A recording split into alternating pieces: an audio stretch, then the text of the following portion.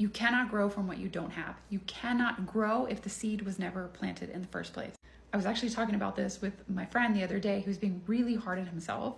And I was telling him, like, you can't jump from lack, I don't have this, to growth, right? You always have to make a stop in between lack and growth. You have to make a stop at self-acceptance.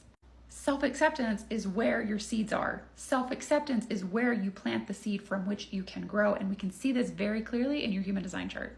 So let's look at his chart, for example, because he's being really hard on himself for not having the answers, okay? So your most open center is always going to be your biggest distraction and your biggest place where you go, I'm not enough. I don't have what I need here.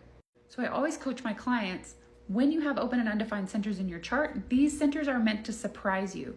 A moment of clarity is supposed to be meant to be surprising, okay? A new perspective comes out of nowhere, right? Any of these energy centers and the themes of those centers are meant to be surprising to you.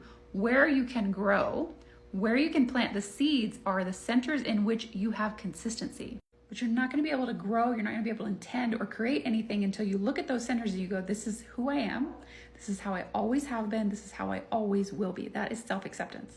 And now that I accept myself, how can I grow my intuition, for example, with my spleen? How can I get more comfortable with my identity and take up more space? How can I grow my action-oriented nature or my manifestation skills?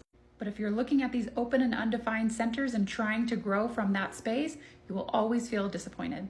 It will become your bottomless pit, your black hole, and your obsession, but you'll never feel satisfied.